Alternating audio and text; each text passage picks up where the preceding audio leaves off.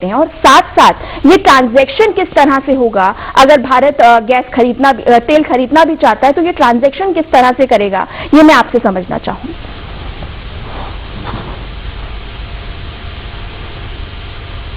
इस तरह भारत के अमेरिका और नेटो देशों से संबंध अच्छे हैं जी। भारत के रूस के संबंध बहुत पुराने, आज से 50 साल से भी ज्यादा पुराने ये संबंध है। इस बात को हमें समझ लेना चाहिए। और भारत ने, आपने देखा कि न्यूट्रल स्टैंड रखा हुआ है निरंतर। पिछले यूएन जनरल असेंबली की हम बात करें, हम यूनाइटेड नेशन सिक्योरिटी काउंसिल की बात करें, जो भी वोट हुए भारत ने न्यूट्रल स्टैंड रखा। अमेरिका को इस बात पे वहां पर ये बात उठाई गई कि भारत ने अपना न्यूट्रल स्टैंड रखा, पर अमेरिका के जो सेक्रेटरी ऑफ स्टेट है एंटनी ब्लिंकन, उन्होंने कहा इट्स ओके, हम हर देश के समझते हैं। पर अब जैसे जैसे लड़ाई आगे बढ़ रही है, मुझे लग रहा है अमेरिका और नेटो देश ये प्रेशर बनाएंगे कि जो लोग रशिया से डील करते हैं उनको हम अछूता डिक्लेयर कर दें, या उल्टा कहें, अगर रशिया और नेटो रशिया को हम अछूता डिक्लेयर कर दें और जो भी उससे जाके व्यापार करेगा उसके प्रति और सैंक्शंस लग सकते हैं। तो फिलहाल जो परिस्थिति है इसमें भारत ने रशिया ने ऑफर किया है सस्ते दाम पर क्रूड ऑयल देने। शरद सर, मैं आपको माफी के साथ रोकना चाह रही हूँ, कुछ टेक्निकल इशू आ रहा है, आपकी आवाज हम तक नहीं पहुंच पा रही है, वो ठीक करा के मैं आपका रुख करूंगी। तो क्या ये वाकई जो युद्ध है वो इंडिया के लिहाज से नुकसानदायक है, या फिर कहीं ना कहीं एक अपॉर्चुनिटी इंडिया को मिलेगी अपना विस्तार करने की? देखिए, मिला जुला है। अगर आप बात करें, ज्यादा तो नुकसान ही है। युद्ध से हम कहें कि इंडिया को बहुत लाभ होने वाला है, वो तो गलत होगा। पर हाँ, जब आपके ऊपर प्रतिबंध लगते हैं, कंपनियां वहां पर नहीं आ पाती, तो कुछ फायदे भी होते हैं, वहां से कंपनी हटती या आती। आपने पूछा था कि यह भारत और रशिया के बीच में जो ऑयल का व्यापार होगा ये कैसे होगा। तो इसमें भारत सरकार ने, आपको याद होगा, जब 24 फरवरी को लड़ाई शुरू हुई थी और रशिया के ऊपर सैंक्शंस लगने शुरू हुए थे, उस समय भारतीय व्यापारियों के, एक्सपोर्टर के करीब 3700 करोड़ रुपए रशिया में फंसे हुए थे जी। मतलब वो पेमेंट आनी थी। और रशिया को जब बहुत सारे बैंक को स्विफ्ट से बाहर निकाल दिया गया तो ये पेमेंट आने में दिक्कत हो गई। तो भारत सरकार ने अपने आखिरी चरण में है निर्णय कि भारत के किसी ऐसे बैंक को नॉमिनेट कर दिया जाए जो कि स्विफ्ट का मेंबर नहीं है, जो कि जिससे हम रूबल में पेमेंट ले पाए, बजाय इसके कि डॉलर में हम रूबल में लें।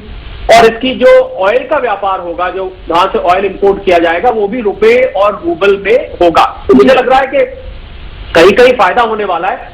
पर कुल मिला के हम देखें तो पूरी की पूरी दुनिया पे एक जियोपॉलिटिकल संकट तो बना ही हुआ है। विश्व युद्ध की तरफ रोज आना, हम विश्व युद्ध की बात सुनते हैं, बड़े बड़े नेताओं से दुनिया के हम सुनते हैं कि विश्व युद्ध हो सकता है, धमकियां आती हैं, चेतावनियां दिया जाती है।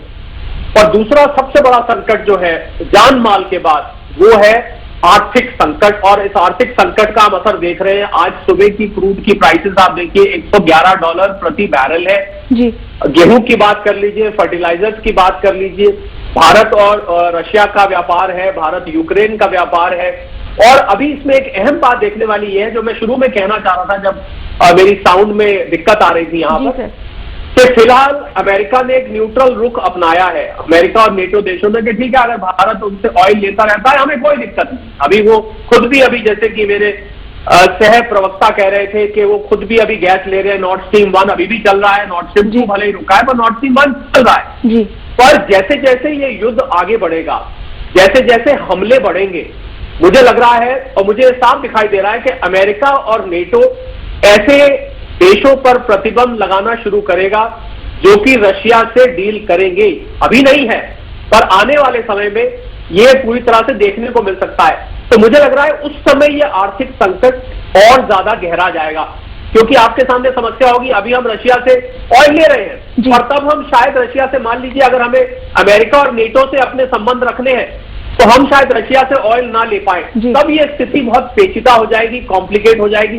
फिलहाल मैं बिल्कुल इस बात से सहमत हूं, भारत को डरना नहीं चाहिए और भारत को पूरा का पूरा व्यापार रशिया से जारी रखना चाहिए। सस्ते दरों पर अगर ऑयल मिल रहा है, भारतीय अर्थव्यवस्था पे $1 अगर क्रूड की प्राइस बढ़ती है, 10,000 करोड़ का उस पर फर्क पड़ता है। $5 का 50,000 करोड़ आप लगाइए कि $50 के करीब हम बढ़ोतरी हो रही है, तो 5 लाख करोड़।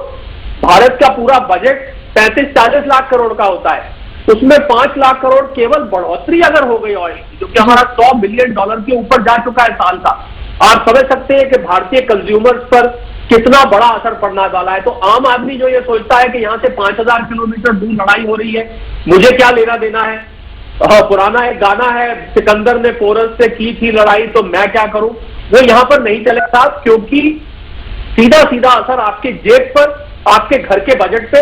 मैंने सभी लोगों को सलाह दी है, बहुत सारे चैनल्स पे, आज आपके चैनल पे भी आपके सारा समय के दर्शकों को सलाह देता हूं कि आप कमर कस के तैयार हो जाइए, अपने घर के बजट दोबारा से कागज पेंसिल लेके बैठ जाइए, जो जरूरी खर्चे हैं उनको टाल दीजिए, जो आपका बहुत जरूरी, जो गैर जरूरी खर्चे उनको टाल दीजिए, जरूरी खर्चे आगे ले आइए, और आपके जो सेविंग्स कुछ बचा के रखिए, क्योंकि जो बढ़ोतरी होगी, आपने देखा कि आज सुबह की खबर है कि 25 रुपए प्रति लीटर डीजल होलसेल वालों को, अभी हमारे ऊपर नहीं आया, पर होलसेल जो लेते हैं, जो कंपनियां इस्तेमाल करती है बड़ी मात्रा में, उनके लिए बढ़ा दिया गया है। और अंग्रेजी में बोलते हैं it's a matter of time, बहुत थोड़े समय की बात है जबकि भारतीय कंज्यूमर्स को आपको पेट्रोल पंप पर जाकर ज्यादा कीमत देनी पड़ेगी। अच्छी बात है, भारत सरकार ने इसको अभी रोक के रखा हुआ है, उम्मीद की जा रही थी कि 10 मार्च के बाद ये बढ़ जाएगा, पर भारत सरकार ने अभी इसको रोक के रखा है क्योंकि प्राइस बहुत फ्लक्चुएट कर रही थी। पर मैं समझता हूं ये ज्यादा दिन तक ऑयल मार्केटिंग कंपनीज इसको सहन नहीं कर पाएंगी, उनको अंडर रिकवरी हो रही है, और जैसे ही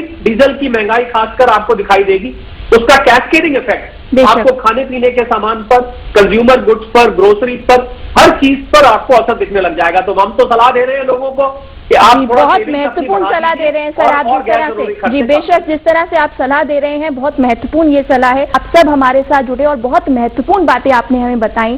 जनरल अस्थाना जी आपका धन्यवाद, जितेंद्र जी आपका भी धन्यवाद, शरद जी आपका बहुत बहुत धन्यवाद, और रवि अरोड़ा जी आप हमारे साथ स्टूडियो में जुड़े।